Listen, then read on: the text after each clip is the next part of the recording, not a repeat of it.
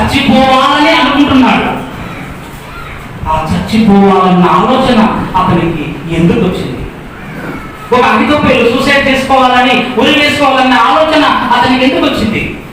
ఒక చిమ్మిని కాల్చుకొని నిప్పంటించుకొని చచ్చిపోవాలన్న ఆలోచన అతనికి ఎందుకు వచ్చింది? ఎలా వచ్చింది? ఒక ఇసుకను జీవిత చెట్టుకు ఉరేసుకొని చచ్చిపోవాలన్న ఆలోచన అతనికి ఎందుకు వచ్చింది? ఒక ఏలియా, నాకు ప్రాణం చాలు, ఈ జీవితం చాలు, ఈ లైఫ్ చాలు, నన్ను తీసుకో అనే ఆలోచన ఏలియాకి ఎందుకు వచ్చింది? ఇవన్నీ మనం ఆలోచించాలి. ఈరోజు కూడా పత్రిక పురుగులను తాగుతున్నాడు. ఎందుకు తాగుతున్నాడు? ఒక కాలేజ్ స్టూడెంట్స్ బిల్డింగ్ పైన దూకి చనిపోతున్నాడు. ఎందుకు? ఒక నిరుద్యోగి రైల్వే ట్రాక్ మీదకి వెళ్ళి తల పెట్టుకొని చచ్చిపోతున్నాడు. ఎందుకు? ఇవన్నీ ఎందుకు జరుగుతున్నాయి అని ఎప్పుడైనా ఆలోచించారు?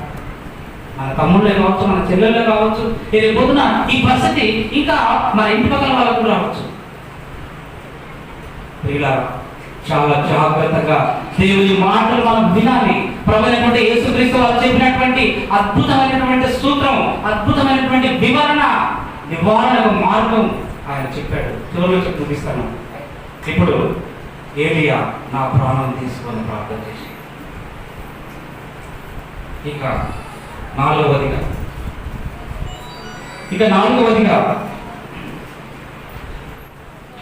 కొన్ని రోజుల తర్వాత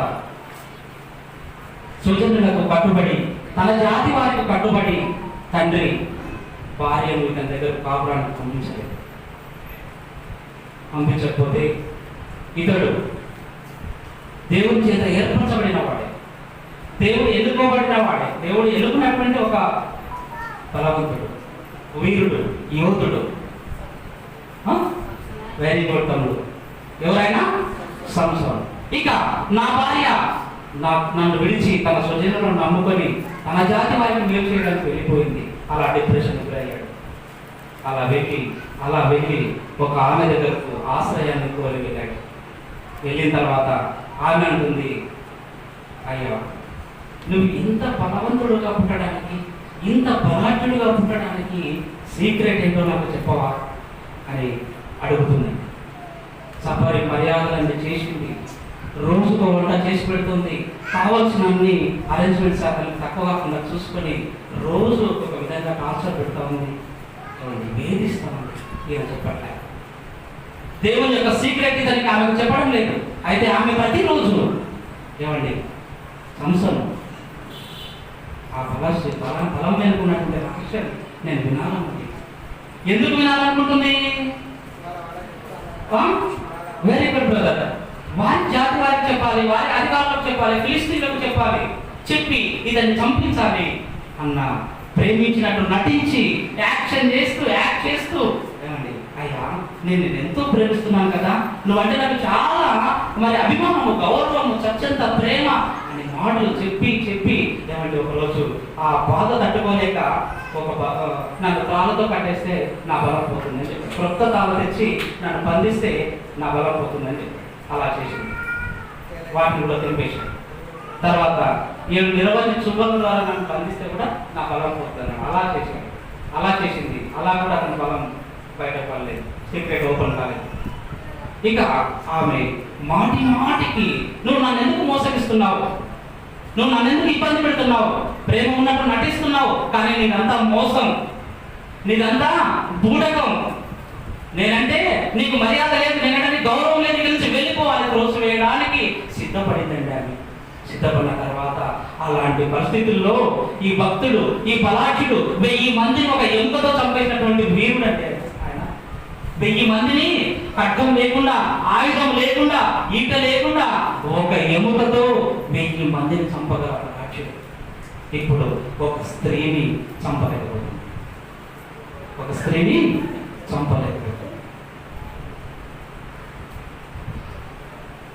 ఆమె వింటేస్తుంది, నువ్వు సీక్రెట్ చెప్పకపోతే ఇక్కడ నుంచి గెట్ అవుట్ అంటుంది. ఇప్పుడు ఏం చేయాలి నా పరిస్థితి? మా మామ చూస్తావా, నా భార్యను తీసుకొని ఇంకొకరితో నాకు విడాకులు ఇప్పించి ఇంకొకరితో పెళ్లి చేసేసాడు. ఇక నా స్వజనులే నన్ను అసహించుకుంటున్నారు. నా జాతి వారైనటువంటి యూదుల దగ్గరికి నేను వెళ్ళలేను, ఇశ్రాయేలు దగ్గరికి వెళ్ళలేను. ఈమెను నమ్మి వస్తే ఈమె నన్ను వ్యక్తి వేస్తుంది, నేను ఇప్పుడు ఎక్కడికి వెళ్ళాలి అని ఆలోచించి డిప్రెషన్కి గురయ్యి మానసికంగా ఒత్తిడికి గురైనటువంటి సంవత్సరానికి ఒక ఆలోచన వచ్చింది తెలుసండి. 16వ అధ్యాయం 16వ వచనం చదువుదాం. న్యాయాధిపతుల గ్రంథం 16వ అధ్యాయం 16వ వచనం. ఇక నేను ఎందుకు బ్రతకాలి? నా భార్య లేదు, నాకు ఈ పిల్లనిచ్చిన మామ వాళ్ళు నాకు సపోర్ట్ లేదు, నా స్వజనులే నన్ను దోషివేస్తున్నారు, నన్ను ఎవరు నమ్మడం లేదు. ఇక ఈమె దగ్గరికి వస్తే ఈమె కూడా మాటల ద్వారా అనుదినము మాటల ద్వారా నన్ను కత్తులు లాంటి మాటల ద్వారా పొడుస్తూ ఉంది. ఇక నేను బయటికి వెళ్ళి ఎక్కడ తలదాచుకోవాలి?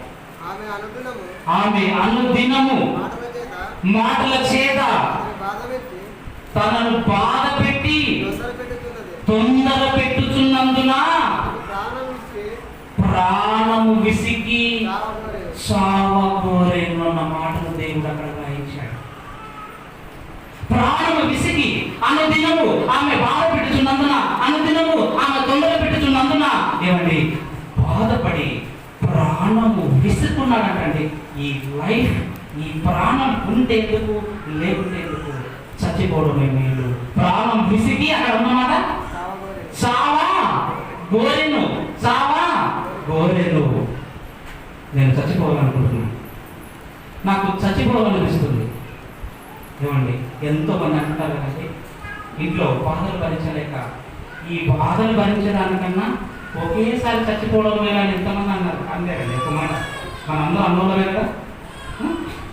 ఒక స్టూడెంట్ ఈ పరీక్షలు రాయలేక రాసిన, చిన్నప్పటి నుంచి చదివించి కోర్టులో ఆస్తులు అమ్మి పెద్ద పెద్ద చదువులు చదివించిన జాబ్ రాకపోతే అప్పుడు అబ్బాయి అనుకుంటాడు, ఏ మకం పెట్టుకొని నా తల్లిదండ్రులకి నేను వెళ్ళాను. పట్టణానికి వెళ్ళి పంపించారు, పట్టణంలో చదువుకోమని పంపించారు. అయితే డబ్బు లేనప్పుడంతా పంపించమంటే పంపించారు. ఇల్లు అమ్మారు, దగ్గర చేను అమ్మారు. అయితే అన్ని నాకే అమ్మేశారు. ఇప్పుడు జాబ్ లేకుండా నేను ఇంటికి వెళ్తున్నాను. ఇక ఇంటికి ఏ మొక్క పెట్టుకొని వెళ్ళాలి అని ఆ అబ్బాయి ఇంటికి రాకుండా తల్లిదండ్రులు బాధ పెట్టలేక తన లైఫ్లో సెటిల్మెంట్ కాలేక ఏమండి ఇంటికి వద్దామని రైల్వే స్టేషన్కి వెళ్ళి కూర్చున్నాడు. ఇంటికి రావడానికి ఇష్టం లేక అదే ట్రైన్ కింద పడి చచ్చిపోయాడు. ఇలాంటి సంఘటనలు ప్రతిరోజు మనం వింటున్నాం. దేవుడు నిన్ను ఇశ్రాయేలీయులను ఫిలిష్తీయుల బారి నుంచి రక్షించమని నిన్ను అధికారిగా, నాయకుడిగా, న్యాయాధిపతిగా పుట్టించాడు. అయితే దేవుడి మాట వినకుండా నువ్వేం చేస్తున్నావు? ఊరికి వెళ్తాను అనుకొని మధ్యలోనే నువ్వు చావాలనుకుంటావా? సంసోను చావాలనుకుంటావా? ఏలియా నువ్వెందుకు చచ్చిపోవాలనుకుంటున్నావు? నువ్వు చేయవలసిన పనులు చాలా ఉన్నాయి. బయోషను రాజుగా అభిషేకించాలి, నీ శిశుడైనటువంటి ఎలీషాను ప్రవక్తగా అభిషేకించాలి, ఇశ్రాయేలుకు ఒక మార్గం చూపెట్టాలి. అవన్నీ పనులు చేసి నువ్వు పెట్టుకొని నువ్వు ఇప్పుడు చచ్చిపోవాలనుకుంటున్నావా? నో, నువ్వు ఎంత మాత్రం చావడానికి వీలు లేదు అని ఒక దేవదూతను పంపించాడు. ఆహారాన్ని ఆకుల ద్వారా పంపించాడు కదా. దేవదూత వచ్చి ఆహారాన్ని పెట్టి బలపరిచి పద పరిగెత్తుకొని ఏలియా ముందుకు లేచాడు. కాబట్టి కొన్నిసార్లు మనం ఆలోచనలు ఎలా ఉంటాయంటే ఈ బాధలు భరించేదానికన్నా ఒకేసారి చచ్చిపోవడం మేలు అనుకుంటాం. ఈ వేధింపులు భరించేదానికన్నా చచ్చిపోవడం మేలు అని ఎంతో మంది నిప్పండించుకుంటారు, బాగా దూకుతారు, చాలా చాలా పనులు చేశారు. అన్ని వార్తలు విన్నాము. ఇలాంటి పరిస్థితులు ఇక్కడ జరిగాయి. ఇంకొక విషయాన్ని మనం ఆలోచిస్తే అపోస్తుల కార్యములు 16వ అధ్యాయం అక్కడ రాత్రంతా ప్రార్థన చేస్తున్నారు. రాత్రంతా జైల్లో ప్రార్థన చేస్తున్నారు, పాటలు పాడుతున్నారు, భజనలు చేస్తున్నారు, దేవుణ్ణి ఆరాధిస్తున్నారు. ఉన్నట్టుండి సడన్ గా చెరసాల బద్దలైపోయింది. ఏమైపోయింది? చెరసాల బద్దలైపోయింది. బద్దలైపోయిన వెంటనే కరెంటు పోయింది, చీకటి, దీపాలు ఆరిపోయాయి, చెరసాల గేట్లు ఓపెన్ అయ్యాయి. అప్పుడు ఆ చెరసాల అధిపతి, చెరసాల నాయకుడు ఏం చేశాడు తెలుసా? ఇక చదవండి 27. అంతలో చెరసాల నాయకుడు చెరసాల తలుపులన్నీ తెరిచి చూచి ఖైదీలు పారిపోయారు అనుకొని కత్తి దూసి తన్ను తాను చంపుకొనబోయేను. ఇక్కడ సూసైడ్ చేసుకోవాలని ట్రై చేస్తున్నాడు, ప్రయత్నం చేస్తున్నాడు. అమ్మో ఖైదీకి లేదు, నేను నా పై అధికారులకు ఎలా చెప్పాలి? నేనే రెస్పాన్సిబిలిటీ కదా ఈ ఇద్దరు ఖైదీలకు. అయితే వారు క్రైస్తవులు, వారు రాత్రంతా ప్రార్థన చేశారు, పాటలు పాడారు. అయితే ఉన్నటువంటి చెరసాల బద్దలైపోయింది, గేట్లు ఓపెన్ అయ్యాయి, డోర్లు ఓపెన్ అయ్యాయి. అయితే చిమ్మ చీకటి, ఖైదీలు కనిపించడం లేదు. ఇక ఈ విషయం కనుక ఖైదీలు తప్పించుకున్నారంట, ఖైదీలు జైల్లో లేరంట అని ఈ విషయం కనుక మా పై అధికారులకు తెలిస్తే నా జాబ్ పోవడానికి గ్యారంటీ, జాబ్ పోతే పోనీ నా ప్రాణం కూడా పోవచ్చు అని చెరసాల అధిపతి ఆలోచించి కత్తి తీశాడు. వెంటనే పొడుచుకోపోయాడు. ఏం చేశాడు? పొడుచుకోపోయాడు. అప్పుడు పౌలు వచ్చాడు, అయ్యా చెరసాల నాయకుడా, ఆకు చంపుకోవద్దు, నిన్ను నీవే పొడుచుకోవద్దు, నిన్ను నీవే సూసైడ్ చేసుకోవద్దు, నిన్ను నీవే ఆత్మహత్య చేసుకోవద్దు. మేము ఇక్కడే ఉన్నాం, మేము తప్పించుకొని పోయి నీ ప్రాణం మీదకి వచ్చేటటువంటి పని మేము ఎందుకు చేస్తామయ్యా? మేము క్రైస్తవులం, మేము ప్రభువును ప్రకటించే వాళ్ళం, మేము మోసగాళ్ళం కాదు, మేము దొంగలం కాదు, మేము పారిపోయే వాళ్ళం కాదు, మేము పారిపోవాలని ప్రయత్నం చేసేవాళ్ళం అంతకన్నా కాదు. నీ ప్రాణం మీదకి తెచ్చుకునే పని అంతకన్నా మేము చెయ్యమయ్యా. ఆపు, నీ ఆపర్చను ఆపు, విరమించుకో. ఇదిగో మేము ఇక్కడ ఉన్నాము, సంఖ్యలో తీసుకురా, బంధించు, మరలా జైల్లో వేసేయని సరెండర్ అయిపోయారు ఇద్దరు. ఎవరు? పౌలు, శీలాలు. చూడండి ఎంత గొప్ప విషయం. అంటే ఏదైనా సమస్య వచ్చిందంటే అంటే పరిష్కారం చాలా అంటే తొందరగా మనిషి అంటే చచ్చింట బాగుండు అంటే అనుకునేది మనం సాధించలేనప్పుడు మనం ఏదైనా గోల్ పెట్టుకుంటాం, అది ఒకవేళ మనము సాధించలేదు, ఫెయిల్ అవుతుంది కొన్నిసార్లు. అయినంత మాత్రం నెక్స్ట్ ట్రై ఉంది కదా, సెకండ్ ఆప్షన్ అది మనిషికి ఉంటుంది కదా. మంత్రి అధిగోపేలు నా ఆలోచన ఫలించలేదని ఊరు వేసుకొని తెచ్చిపోయాడు, కానీ సెకండ్ ఆప్షన్ ఆయన తీసుకోలేదు కదా. నేను మంత్రిని, నా దగ్గర చాలా ఆలోచనలు ఉన్నాయి, నెక్స్ట్ టైం ఇంకొక ఆలోచన చెప్తాను అని నువ్వెందుకు ప్రిపేర్ కాలేదు? నువ్వెందుకు ధైర్యం తెచ్చుకోలేదు? అలా ధైర్యం తెచ్చుకుంటే ఈరోజు పరీక్షలో ఫెయిల్ అయ్యాను, నెక్స్ట్ మరి మళ్ళా కట్టుకొని రాయొచ్చు కదా, ఆప్షన్ ఉంది కదా. సరే ఈ సంవత్సరం అంతా రాయిపోద్ది, నెక్స్ట్ ఇయర్ మళ్ళీ రాయి, ఆప్షన్ ఉంది కదా. అంటే పరీక్ష తప్పినంత మాత్రం సూసైడా, చావాలనుకోవడమేనా? ఈ సంవత్సరం పంటలు రాలేదు, నెక్స్ట్ ఆప్షన్ వచ్చే సంవత్సరం కడతాను, 3 లక్షలు అప్పుడు కూడా నన్ను బాధ పెడుతున్నట్టు, మరి ఈ సంవత్సరం పంటలు రాలేవు, రిక్వెస్ట్ చేసుకుందాం, నెక్స్ట్ ఇయర్ కడతాం పంటలు వస్తాయి. అప్పుడు దానికి ప్రాణం తీసుకోవడమా? ఏమండి ఈ సమాజంలో ఎటుపోతుందో తెలియదు, ఈ మరణాలు ఏ వైపు నుంచి ఏ మూలకి వెళ్తున్నాయో ఇంతవరకు పట్టించుకునే నాదులే లేదండి. ఇక ప్రభుత్వాలు అంటాయా, ఏమండి ప్రభుత్వాలు ప్రేమికుల రోజంట, మదర్స్ డే అంట, ఫాదర్స్ డే అంట, ఇంకా ఏ రోజులు ఉన్నాయి కదా, చాలా రకరకాల రోజులు, కార్మికుల దినోత్సవం, ఇంకా మస్తు రోజులు ఉన్నాయి. అలాగే ఈ మధ్య ఒక రోజు వచ్చింది, ఏ రోజు అది? అక్టోబర్ 10 అనుకుంటా, సెప్టెంబర్ 10 అనుకుంటా బహుశా. ఏదండి? ఆత్మహత్యల దినోత్సవం అంట. ఏ దినోత్సవం? ఆత్మహత్యల దినోత్సవం. ప్రభుత్వం పెట్టింది. ఒక విషయం మనకి ఆలోచిస్తే ఇలా దినాలు తండ్రుల గురించి ఫాదర్స్ డే, తల్లుల గురించి మదర్స్ డే, టీచర్ల గురించి టీచర్స్ డే, పిల్లల దినోత్సవం, చిల్డ్రన్స్ డే, ఇంకా ఎయిడ్స్ డే. అది బంద్ కావడానికి సొల్యూషన్ మార్గం చెప్పండి అయ్యా అంటే రోజు ప్రకటిస్తున్నారు. ఈ ఆత్మహత్యలు బంద్ కావడానికి సొల్యూషన్ వెతుకుదామని ఆలోచించక బదులు ఏమండి దినాన్ని ప్రకటించారు, ఆత్మహత్యల దినోత్సవం. కాబట్టి నేను ఎందుకు చెప్తున్నానంటే బాధ, ఆవేదనలో ఒక అహితోపేలు వల్ల ఎవరు చచ్చిపోకూడదు, ఒక జిన్నుల వల్ల ఎవరు కాల్చుకొని చచ్చిపోకూడదు, ఒక ఇస్కృతి వల్ల ఈగ వల్ల ఎవరు చచ్చిపోకూడదు, ఒక చెరసాల నాయకుల వల్ల ఎవరు సూసైడ్కి ప్రయత్నించకూడదు, ఒక ఏలియ వల్ల మరణానికి ప్రిపేర్ కాకూడదు. అలా కాకూడదు అనే ఈ అంశాన్ని తయారు చేశాను. చాలా ఊర్లలో చాలా మందికి చెప్తూ వచ్చాను.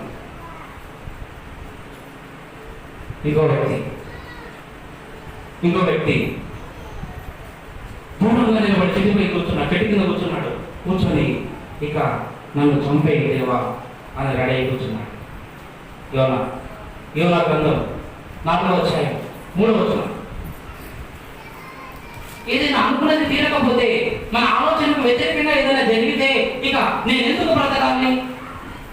ఫస్ట్ ప్రతి మనిషికి వచ్చే ఆలోచన ఏంటంటే ఈ బ్రతకెందుకు, ఇక నేను ఎందుకు బ్రతకాలి? ఇది రాని రోజే నిజమైన బ్రతుకును సాధిస్తాము. ఈ ఆలోచన మనం అరికట్టినప్పుడే మనం నిజమైన జీవితాన్ని, దేవునికి ఇష్టమైన జీవితాన్ని మనం సాధించగలుగుతాం అన్నదే ఈ రోజు నేను చెప్పబోయే విషయం. అధ్యాయం యోనా 4వ అధ్యాయము 3వ వచనం. నేనిక బ్రతుకుట కంటే చచ్చుట మేలు, యెహోవా బ్రతకనీయక చంపుమని యెహోవాకు మనవి చేశాను. అయ్యా నన్ను బ్రతకనీయదయ్యా, నన్ను చంపేయ్యా, నన్ను ఎందుకు బ్రతకనిచ్చావు? ఏంటండి, ఏంటి అసలు చావంటే అంత ఈజీగా వచ్చావా? అంత ఈజీగా వచ్చావా? ఈ ప్రపంచంలో ఎవరు తయారు చేయలేరు నీ శరీరాన్ని, మన దేహాన్ని. నీ అరచేతులతో నన్ను చిక్కుకున్నావయ్యా అంటున్నాడు దావీదు.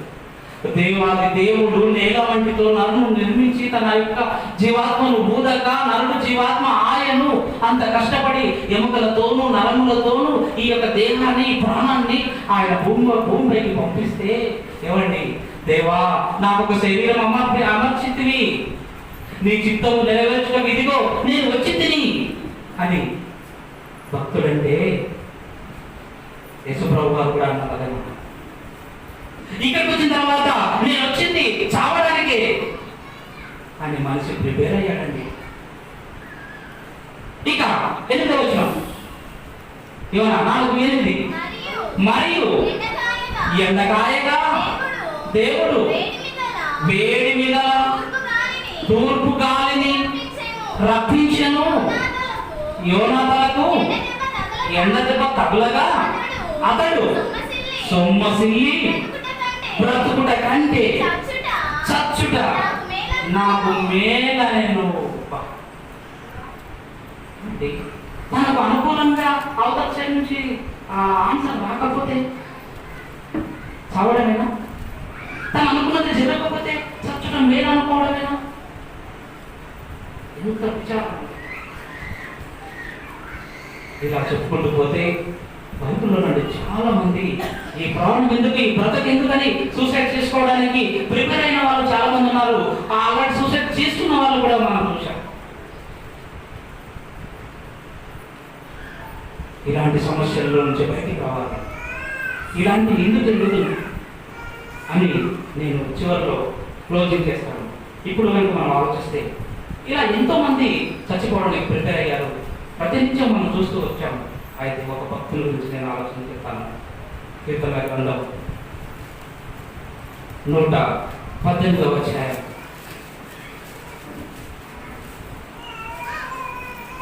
దావీదైతే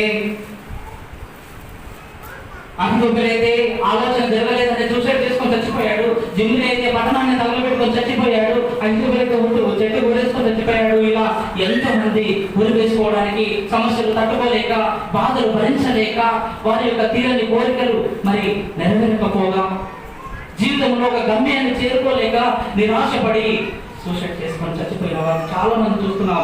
ఈరోజు సమాజంలో కూడా చాలా మంది చూస్తున్నాం. అయితే ఒక భక్తుడు అంటున్నాడు, సమస్యలు వచ్చినా, కష్టాలు వచ్చినా, బాల్య పిల్లలను శత్రురాజు కిడ్నాప్ చేసుకొని వెళ్ళిపోయినా, తన కుమారుడే, తన సొంత కుమారుడే తనపై యుద్ధానికి ఖడ్గం దూసిన, తన కడుపును పుట్టిన సొంత కొడుకే తనపైకి యుద్ధానికి తలపడడానికి సిద్ధమైనా కూడా ఆ భక్తుడు, నా భార్య పిల్లలను అసురు రాజు లేదా మరి శత్రువుల రాజు వచ్చి యుద్ధం చేసుకుని వెళ్ళిపోయాడు, నా భార్యలు నా దగ్గర లేదు, నా తల్లిదండ్రులు నా దగ్గర లేరు, శత్రువు రాజు ఎత్తుకెళ్ళిపోయాడు, అప్పుడు నేను చావాలనా? సొంతం పిల్లనిచ్చిన మామనే నన్ను చంపడానికి ఈట విసిరాడు, అప్పుడు నేను ఎందుకు బ్రతకాలి అని అనుకున్నానా? ఇక సొంత కడుపులో పుట్టిన కొడుకే ఊరు విడిచి బయటికి గెంటేశాడు. అడవుల పాలు చేశాడు, అరణ్యంలో పాలు చేశాడు. తినడానికి తిండి లేదు, పట్టుకోవడానికి దుప్పటి లేదు, త్రాగడానికి నీళ్లు లేవు. అయినా ఈ అరణ్యంలో రాళ్ళల్లో పుట్టల్లో కట్క భయంతో నేను బ్రతకడం ఎందుకు, నేను చావడం మేలు అని అనుకున్నాడా? అనుకోలేదు. అనుకోకుండా ఎంత గొప్పటి మాట చెప్పాడో, ఎంత అద్భుతమైన మాటను ప్రయోగించి చెప్పాడో ప్రపంచ భవిష్యత్తు ప్రజలందరికీ, క్రైస్తవులకైనా, క్రైస్తవేతరులకైనా, హిందువులకైనా, ముస్లింలకైనా, ఎవరికైనా ఈ యొక్క వాక్యం ద్వారా ధైర్యాన్ని ఇచ్చే రెఫరెన్స్ మీకు చూపిస్తాను. 18వ అధ్యాయం 17వ వచనం చదువుకుందాం. దావీదు అంటున్నాడు, నేను చావను, సజీవుడనై యెహోవా క్రియలను వివరించెదను. ఈ భక్తుడికి వచ్చిన కష్టం అంటూ లేదు, ఈ భక్తునికి రాని కష్టం అంటూ లేదు. మీకు తెలుసు కదండి, మామయ్య చంపడానికి ప్రయత్నించాడు, కొడుకే చంపడానికి ప్రయత్నించాడు. అనుక్షణం శత్రువుల భయమే. ఏ రోజు చావాలని ఆలోచన రాకుండా ఒక మాట అంటున్నాడు. అభితోబేలు అయితే ఆలోచన నెరవేరలేదని చచ్చిపోయాడు. జిమ్మిడి అయితే శ్రమలు వచ్చాయని చచ్చిపోయాడు. ఇస్రాయేలు యూదా కూడా చచ్చిపోయాడు. బైబిల్లో సౌలు అనే మహారాజు అందరూ తెలుసు కదా, సౌలు అనే రాజు తెలుసు కదా. అయితే ఈ రాజు ఇతనికి మామ. ఎవరికి? దావీదుకు మామ. సొంతం సౌలే దావీదును తరిమేశాడు, చంపాలని ప్రయత్నం చేశాడు. అయితే సౌలు కూడా ఎలా చచ్చిపోయాడు మనకు తెలుసండి, మీకు తెలుసు. యుద్ధంలో చచ్చిపోయాడా? సౌలు కూడా సూసైడ్ చేసుకొని చచ్చిపోయాడు. సమూయేలు గ్రంథం 31:3 ఉంటుంది అన్నమాట. సూసైడ్ చేసుకొని కూడా చచ్చిపోయాడు. తర్వాత చదువుతున్నాం. అయితే అతనెందుకు కత్తితో పొడుచుకొని చచ్చిపోయాడు? ఇక దేవుడు నాకు స్వప్నం ద్వారా మాట్లాడడం లేదు, దేవుడు నాకు కళల ద్వారా మాట్లాడడం లేదు, ప్రవక్తల ద్వారా నాకు ఇన్ఫర్మేషన్ అందించడం లేదు. ఇక దేవుని మాటకు నేను తిరుగుబాటు చేశాను. అందుకే దేవుని ఆత్మ నన్ను విడిచిపోయి దురాత్మ నన్ను ఆవహించింది. కనుక దేవుని మార్గాల్లో నేను లేనప్పుడు ఆయన నాతో మాట్లాడడం మానేశాడు, నన్ను ఎడబాశాడు. కనుక నేను ఎందుకు బ్రతకాలి? ఈరోజు ఈ ఫిలిస్తీన్ల చేతిలో నేను ఎందుకు చావాలి అని చివరి క్షణాల్లో తన కత్తి తనని తీసుకొని పొడుచుకొని చచ్చిపోయాడు సౌలుని. దావీదు అంటున్నాడు, మా మామ అయినటువంటి సౌలు ఇశ్రాయేలీయులకు ఏక చక్రవర్తి, మొట్టమొదటి రాజు సౌలు. తన కోరికలు నెరవేరలేదని, తన అధికారం తనకు దక్కలేదని, తనకన్నా ఇతరులు రాజులుగా ఉండడం మనకి ఇష్టం లేక తనైతే సూసైడ్ చేసుకొని చచ్చిపోయాడు. కానీ నేనైతే సౌలులా సూసైడ్ చేసుకొని చచ్చిపోను, అతని వల్ల ఉరేసుకొని చచ్చిపోను, ఇంకొకలాగా నేను చచ్చిపోను. ధైర్యం గలవాడనై సజీవుడనై నేను బ్రతుకుతాను, నేను చావను అన్న దావీదు యొక్క మాటను మనమందరం కూడా ఇంప్రెషన్ తీసుకోవాలి. అలా తీసుకున్న వాళ్ళందరూ కూడా ఒకసారి గట్టిగా చప్పట్ల ద్వారా దాని అంగీకారాన్ని దేవునికి తెలియజేద్దాం. చప్పట్లు అందరం కొట్టిన ఒకసారి. దావీదు ఏమన్నాడు? నేను చావను. ఈ సమస్య ఎవరికైనా రావచ్చు, బాధ ఎవరికైనా రావచ్చు, బయట వింటున్న వారికి రావచ్చు, లోపల కూర్చున్న వారికి రావచ్చు, ఇంకా ఎవరికైనా ఈ యొక్క మైక్ ద్వారా వింటున్న ప్రతి సహోదరులకు, యవనస్తులకు, వృద్ధులకు, తోటి వారికి అందరికీ చెప్తున్నాను, సమస్య వచ్చిన ప్రతిసారి ఇదిగో దావీదు మహారాజు అంటున్నాడు, నేను చావను. నాకు చాలా సమస్యలు ఉన్నాయి, తినడానికి తిండి లేదు, అలా తలదాచుకున్నామన్నా శత్రువులు నన్ను చంపడానికి వస్తున్నారు అనుక్షణం. అయినా నేను చావను, నేను మరణానికి భయపడకుండా సజీవుడైన దేవుని క్రియలు నేను ప్రకటిస్తాను. నా దేవుని యొక్క ఆశ్చర్య క్రియలను నేను సమాజంలో శత్రువులకు, రాజులకు అందరికీ నేను వివరిస్తానని దావీదు ఏకత్రాటిగా గొంతు విప్పి చెప్పాడంటే ఆయన. అలాంటి నిశ్చయత ప్రతి మనిషికి రావాలి. ఆలోచే ఈ కష్టాలను, ఈ శ్రమలను, ఈ బాధలను మనం ఎదుర్కోవడానికి ధైర్యవంతులమైన. ఇక నెక్స్ట్ చివరిగా నేను చెప్పే మాట ఏంటంటే, ఈ ఆత్మహత్య, ఈ ఆలోచన రావడానికి కారణం ఏంటి? ఇది చెప్పి నేను ముగించే ప్రార్థన చేస్తున్నాను. ఈ ఆత్మహత్య చేసుకోవాలని అన్న ఆలోచన తలంపు ఎలా వస్తుంది? ఒక వ్యక్తికి ఒక ఆలోచన రావాలి అంటే ఎవరో ఒకరు అతనికి బోధించాలి, లేకపోతే ప్రేరణ ఇవ్వాలి, నువ్వు ఇలా చేసుకో అని అతనికి ఏమంటారు, కానీ బోధించాలి కదా, ప్రేరేపణ ఇవ్వాలి. ఎవరు ఎలా తెలుపుతుంది ఆత్మహత్య అని ఉదాహరణకు ఇస్కరియోతు యూదా గురించి చూపిస్తాను. ఇప్పుడు మొట్టమొదటి మనం బైబిల్ పట్టణం చదువుకున్నాం. యోహాను సువార్త 13 2వ వచనం. వాళ్ళ భోజనం చేస్తున్నారా, ఆయన అప్పగిపోలేనని సీమోను కుమారుడు ఇస్కరియోతు యూదా హృదయంలో అపవాది ఇంతకు ముందే ఆలోచన పుట్టించి ఉండెను గనుక. చాలు.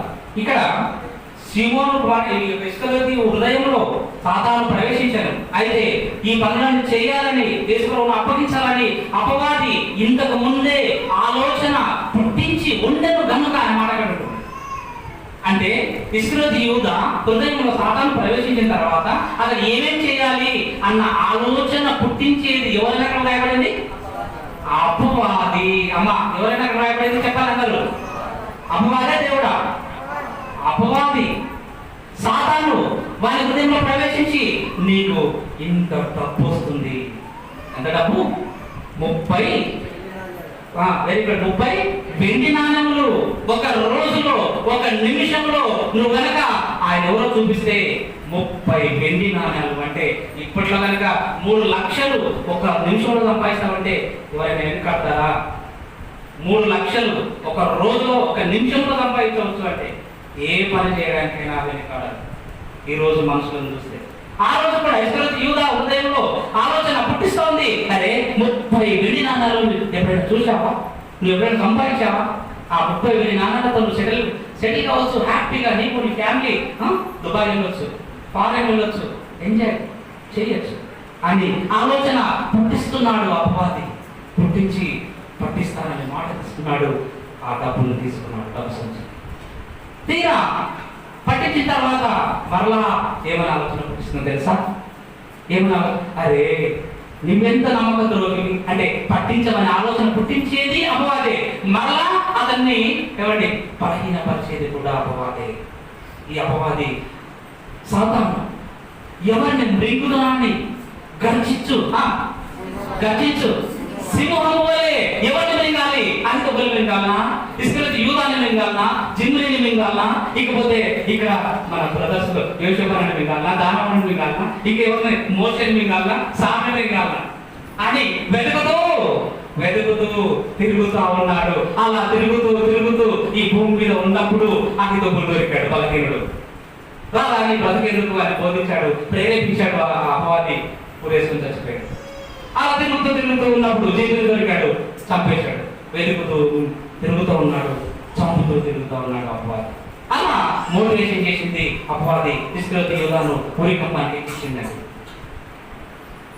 ఇకపోతే 5వ అధ్యాయం అపోస్తలుల కార్యములు 5వ అధ్యాయం.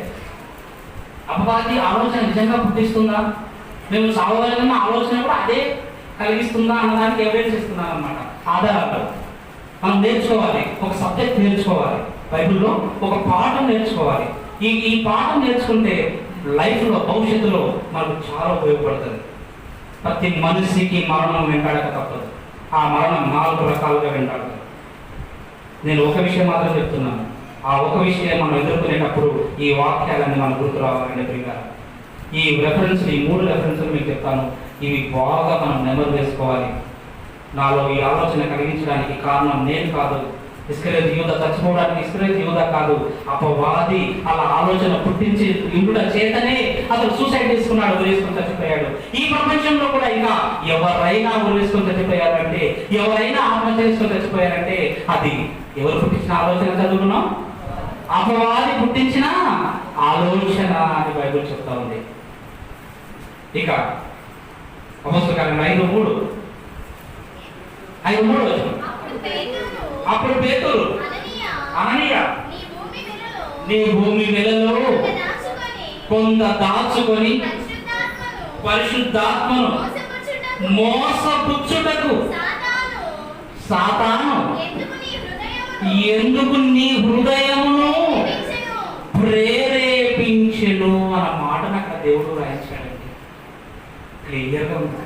ఎవరు ప్రేరేపించారంటే అక్కడ సాతాను ఏమని ప్రేరేపించింది? పొలం అమ్మారండి. పొలం ఒక ఎకరా, ఇక్కడ మా ఏరియాలో చూస్తే సుమారుగా 7 లక్షల వరకు ఉంది ఎకరా భూమి. 7 లక్షల నుంచి 10 లక్షల వరకు ఉంది మా ఏరియా. ఇక్కడ ఇంకెక్కువ ఉండదు. అయితే ఒక ఎకరా భూమి అమ్మాలనుకుందాం 10 లక్షలు పెట్టి. వాళ్ళు కూడా 10 లక్షలకు అమ్మారు భూమి. అప్పుడు ఈ 10 లక్షల కట్టను అన్న భర్త, ఏం పేరు భర్త పేరు? అననీయ. 10 లక్షల కట్ట కట్టను రెడీ చేసుకొని, బ్యాగ్ రెడీ చేసి పాస్టర్ గారి దగ్గర పెట్టాలి. డబ్బులు 10 లక్షలు ఎవరి దగ్గర పెట్టాలా? పాస్టర్ గారి దగ్గర పెట్టాలి 10 లక్షలు. ఇంకా భర్త రెడీ అయ్యాడు, సంఖ పెట్టుకున్నాడు బ్యాగు. అప్పుడు భార్య ఏంటి వచ్చింది, ఏమంటే ఎక్కడికి వెళ్తున్నావు? పొలం అమ్మాయం కదా, డబ్బు వచ్చింది, మరి అపోస్తుల పాదముల దగ్గర పెట్టాలి కదా, ఈ 10 లక్షలు నేను వెళ్తున్నాను, ఇల్లు జాగ్రత్త అని చెప్పి పెడతాను. అప్పుడు భార్య అంటుంది, ఏమండి ఉన్న డబ్బంతా తీసుకపోతే మనం ఎట్లా బ్రతకాలండి? మొత్తం తీసుకున్నామని మొత్తం తీసుకున్నాను 10 లక్షలు 10 లక్షలు. ఎందుకంటే ఇది దేవుడి సొమ్ము కదా, దేవుడికి ఇవ్వాలి కదా, మనం ఇస్తామని మాట చెప్పాం కదా. భూమి అమ్మైనా దేవుడి పని జరగాలి అక్కడ, మన మాట ఇచ్చాము కాబట్టి నేను అంతా తీసుకుంటున్నాను. నేను కూర్చున్నాను, కొంచెం కూర్చొని నేను చెప్తాను, ఆలోచన చెప్తాను, కూర్చోబెట్టుకోండి. కాదండి 10 లక్షలు తీసుకెళ్ళి పాస్టర్ గారి చేతులు పెడితే మనం ఎలా బ్రతకాలి? ఏది బ్రతకాలి చెప్పండి. మరి ఏం చేద్దాం చెప్పు అంటే, ఇక ఆనాటి కాలం నుంచి భక్తులు భార్య మాట వినాల్సిందే అనమాట. అది అలా పడిపోయింది అనమాట, అంటే వినాల్సిందే అనమాట. అప్పుడు ఏం చేద్దాం చెప్పేవారంటే, లేదండి మన పిల్లలు ఉన్నారు, మనం ఉన్నాం, రేపు ఏం తిని బ్రతకాలి కాబట్టి 5 లక్షలు తీసి పెట్టుకున్నాం. ఇంకా 5 లక్షలు ఉంటాయి కదా. పాస్టర్ గారి దగ్గరికి వెళ్ళి నిలబడి, ఇంతకే ఉన్నాను ఆయన అని చెప్పు. ఆయన ఏం చూస్తారా వచ్చి? మాస్టర్ గారు చూస్తారా? 10 లక్షలు కమ్మాయి కదా, అది మన ఇద్దరికీ తెలుసు. మాస్టర్ గారు చూస్తారు కదా, ఏమయ్యా అనయ్య ఎంతకన్నా నీ భూమిని అంటే 5 లక్షలు కమ్మాయని చెప్పు. ఎన్ని లక్షలు కమ్మాయని చెప్పమంది? 5 లక్షలు కమ్మని చెప్పు. నేను చెప్తున్నాను కదండి, నువ్వు ఉన్న నా మాట బాగుపడతావు. మన ఫ్యూచర్ అంటే భవిష్యత్తు గురించి ముందు చూడే లేదండి మీకు. భార్య ఈమె ముందు చూపు చెప్తుందన్నమాట. కాబట్టి పిల్లరా, అంటే దేవుని కార్యక్రమాల విషయాల్లో భార్యలు భర్తల మాట వినాలని బైబిల్ చెప్తుంది, నేను కాదు. మరి నా మీద మీరు కోపడదు, బైబిల్ చెప్తుంది. దేవుని పనుల విషయాల్లో, దేవుని కార్యక్రమాల విషయాల్లో వచ్చే వరకు భర్తల దగ్గర లోపడి వారి దగ్గర నేర్చుకోవాలని వాక్యం చెప్తుంది అన్నమాట. కాబట్టి పిల్లరా, ఇక్కడ ఆ వింటైనందు వల్ల సరేనే మీరు చెప్పిన వాళ్ళని వింటానని 5 లక్షలు తీసి బీరువాలో దాచుకుంటాను. ఇంకా 5 లక్షలు తీసుకెళ్ళి భార్య భర్తలు ఏకమై భర్తను పంపించింది. అప్పుడు అననీయ ఈ భూమి వేలులో ఎంత కమ్మావు? ఇంతకే అమ్మిదివా? అవునాయ్యా. అవును పాస్టర్ గారు. అవునాయ్య సార్, ఇంతకే అమ్మాను అని చెప్పాడు. అప్పుడు ఆయన పేరు పాస్టర్ అక్కడ. పాస్టర్ ఎక్కడ? అక్కడ ఎవరు పాస్టరు? పేతురు అంటున్నాడు, అననీయ నీ భూమిలో నువ్వు ఎంత కమ్మింది నాకు తెలుసు. నువ్వు 5 లక్షలకు అమ్మావా అని నువ్వు అవుదని చెప్తున్నావు. 10 లక్షలకు అమ్మావా అని నాకు ఆత్మ చెప్పింది ఇక్కడ. కనుక నువ్వు ఇలా అబద్ధం ఆడడానికి, ఇలా నువ్వు సొమ్మును డబ్బును దాచుకోవడానికి నీ హృదయమును ఎందుకు అపవాది ప్రేరేపించిందయ్యా? చూడండి, అపవాది ప్రేరేపిస్తుంది. అక్కడికక్కడ ఇద్దరు చచ్చిపోయారు భార్య. చివరిగా మొదటి దినవృత్తాంతములు 21:1. మొదటి దినవృత్తాంతములు 21:1. అపవాదే ఆలోచనలు పుట్టిస్తుందా నిజంగా? అపవాది ఏ ఆలోచన పుట్టించడానికి దానికి అధికారం ఇచ్చాడు దేవుడు. వీళ్ళని చెడగొట్టాలి. యోబు నిందారహితుడు, నీతిమంతుడు, యథార్థవంతుడు, ఒకసారి నాకు అప్పగించాలన్నాడు. సరే టెస్ట్ చేయమన్నాడు. అలా టెస్ట్ చేయడానికి భూమికి వచ్చి అదే చేస్తుందంటే చంపడానికి ప్లాన్ చేస్తుంది అన్నమాట. కాబట్టి 21 మొదటి వార్తలు 1.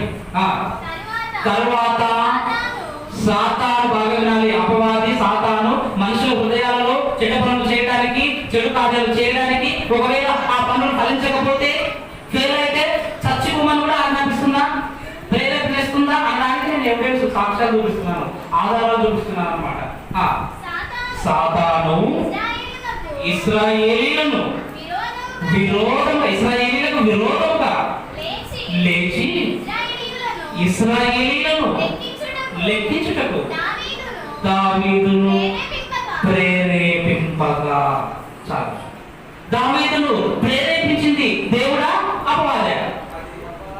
అపవాది. అన్నయ్య సభ్యులను ప్రేరేపించింది దేవుడా అపవాదే? ఇశ్రాయేలు యూదాను ప్రేరేపించింది దేవుడా అపవాదే? అపవాదే. ఇలా ప్రేరేపణ ఇచ్చి మనుషులను దేవుడికి దక్కకుండా, మనుషులు దేవుడికి దగ్గరికి వెళ్ళకుండా భూమిదనే ఆలోచనలు చెడగొట్టేస్తున్నాయి. అపవాది. ఫెయిల్ అయ్యావు, నీకు అవకాశం లేదు, ఇంకా 1 year ఆగాలి, నీకు ఎందుకంటే బ్రతుకు అని డిసప్పాయింట్ చేస్తుంది, సూసైడ్ చేసుకోమని చెప్తుంది. రైతుకి ఆలోచన ఏమని చెప్తుందో తెలుసా? పంట పండాలి, 3 లక్షల అప్పు ఉంది, 4 లక్షల అప్పు ఉంది, ఈ సంవత్సరం పంట రాలేదు, ఇంకెందుకయ్యాన్ని బ్రతుకు. అప్పుడు వాడు రోజుకి ఇంటికి వచ్చి తిరుగుతూ ఉన్నాడు. ఏం సమాధానం చెప్పుకోవాలి అని భార్య భర్తలు చేతి దగ్గరికి వెళ్ళారు. చెరువు గట్టు మీద పాయగడంలో ఉన్నటువంటి పురుగుల డబ్బా మందు తీసుకున్నారు. 2 త్రాగి చచ్చిపోయారు రీసెంట్గా. అలా ఎందుకు వాళ్ళు అలా చేసుకున్నారు అంటే అపవాది ప్రేరేపిస్తున్నాడు. మీరు ఇక సంపాదించలేరు, మీకు ఉద్యోగాలు లేవు, మీకు పంటలు పండవు, అప్పు చూస్తావా, వడ్డీలకు చక్ర వడ్డీలు పెరిగిపోతున్నాయి, ఇక మీరు ఎప్పుడు కట్టాలి? కాబట్టి మీ పిల్లలకు మీరు ఇబ్బందికరంగా మారిపోతున్నారు.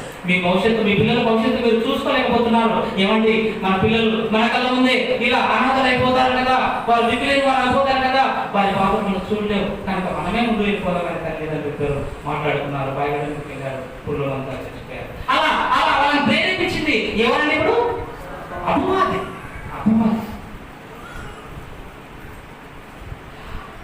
పౌలు శిలలో తప్పించుకుని వెళ్ళిపోయారు. ఇక నీ అధికారి వస్తే నీ ప్రాణం తీసేస్తాడు కనుక వారితో పాటు నువ్వు కూడా చచ్చిపో. ఎవరి ప్రేరేపించింది?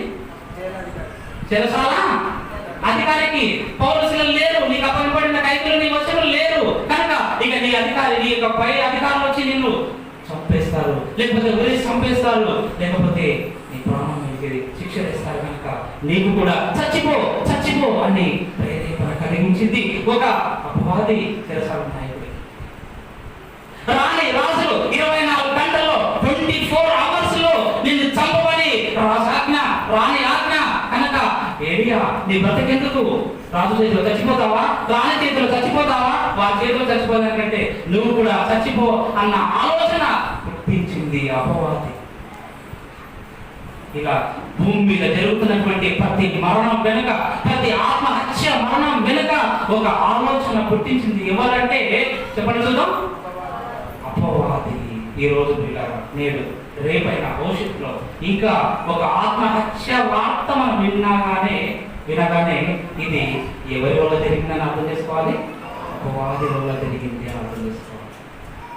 అయితే ఆత్మహత్య చేసుకుపోయే ముందు లేకపోతే ప్రాణంపై విసుకొచ్చినప్పుడు ఒక ఆలోచన రావాలి మనందరికీ. ఏమని తెలుసా? ఈ ఆలోచన నాది కాదు, ఈ ప్రేరణ, ఈ తలంపే నాది కాదు, నేను ఫెయిల్ అయ్యాను, బ్రతికెందుకు, ఈ ఆలోచన నాది కాదు, నాలో ఉండి వాడు పుట్టిస్తున్నాడు కనుక వాడి ఆలోచన ప్రకారం నేను నడుచుకోను. మరి ఎలా నడుచుకోవాలి? ప్రవక్త అన్నాడు, రాజు అన్నాడు, ఇశ్రాయేలు రాజు అన్నాడు. ఏమన్నాడు తెలుసా? ఆయనకు వచ్చిన కష్టం ఆయన నేను ఫాలో కావాలి. ఎవరిని ఫాలో కావాలి? దావీదు. నేను సావను, ఇబ్బందులు వచ్చాయి, ఎరువులు, నేను సావాలి, చచ్చిపోయే పరిస్థితులు వచ్చాయి అతనికి, నేను సావాలి. 118 నేను సావను, నేను ధైర్యవంతుడినై బ్రతికి సాధించి నా దేవుని క్రియల కొరకు నేను బ్రతుకుతాను, నా దేవుని అద్భుత క్రియలు ప్రకటించడానికి నేను బ్రతుకుతాను. అలా ఎవరైతే ఈ భూమి మీద అనుకుంటారో, ఈ ఆలోచనలన్నీ అపవాదివని ఎవరైతే జయించి ముందుకు చెప్పేస్తారో అప్పుడే ఈ ప్రపంచ వ్యాప్తంగా జరుగుతున్న ఆత్మహత్యల నివారణకు మనం కృషి చేయవచ్చుంది. అది బైబిల్ ప్రకారంగా నేను చెప్పినటువంటి అంశం. ఈ ప్రపంచంలో ఆత్మహత్యలు ఎప్పుడు ఆగుతాయంటే ఈ ఆలోచన వచ్చింది, ఒక శక్తి, ఒక దురాత్మ వలన వస్తున్నాయి తప్ప వారిగా స్వతహాగా చేసుకున్న ఆలోచనలు కాదండి. అమాయకంగా చచ్చిపోతున్నారు. నేడు ఈ ప్రపంచంలో జరుగుతున్న ఆత్మహత్యలను ఆపాలి అన్న ఆవేదనతో ఈ మాటల్లో ప్రతి ఒక్క ఊరిలో, ప్రతి సంఘంలో నేను చెప్పడం జరుగుతుంది. కాబట్టి దయవచ్చి ఈ సబ్జెక్ట్ విన్నటువంటి మీ అందరూ ప్రేమపూర్వకంగా మీరు అంగీకరించి నిజంగా ఈ ఆలోచనలు మావి కాదు, నిజంగా ఒకవేళ అటువంటి పరిస్థితులు వస్తే ఎదిరించి అపవాదిని ఎదురించండి, అప్పుడు వాడు మన ఎదురు నుండి పారిపోవును అని వాక్యం చెప్తా ఉంది. వాడు ఆలోచన తీసుకొని వస్తాడు, అడ్వైజర్, ఇలా నువ్వు నడుచుకోవాలని చెప్పేవాడు వాడు. కాబట్టి నేను అలా చెప్పాను, అలా నడుచుకోను, నువ్వు చెప్పినట్టు నేను నడుచుకోను. నాకు పరిశుద్ధులు, భక్తులు, ప్రవక్తలు ఎంతమంది నాకు బోధిస్తున్నారు. దావీదు చెప్తా ఉన్నాడు, సమస్యలు ఎదుర్కోమంటున్నాడు, నేను ఎదుర్కొన్నాను, దేవుడు నాకు విజయం ఇస్తాడు అని దృఢ నమ్మకం కలిగి ఎప్పుడైతే ముందుకెళ్తామో అప్పుడు దేవా ఇదిగో నీ చిత్తం నెరవేర్చుటకే నేను వచ్చాను అని ప్రతి ఒక్కరు ఆయన చిత్త ప్రకారంగా భూమి మీద ఉండి ఆయన పిలిచినప్పుడు నరునారాధనికి మళ్ళా వచ్చేసి నా దగ్గరికి ఆయన పిలిచినప్పుడు హ్యాపీగా ఈ శరీరాన్ని వదిలిపెట్టి మనం దేవుడి దగ్గరికి వెళ్ళాలి. అంతవరకు స్వతహాగా ఎవరి ప్రాణం తీసుకునే హక్కు ఎవరికి లేదండి. అలా ఉంది అంటే అది అపవాది యొక్క ప్రేరణని గుర్తు చేసుకొని ఈ మాటలను దేవుడు మనందరి మనసులో దీవించి ఆశీర్వదించిన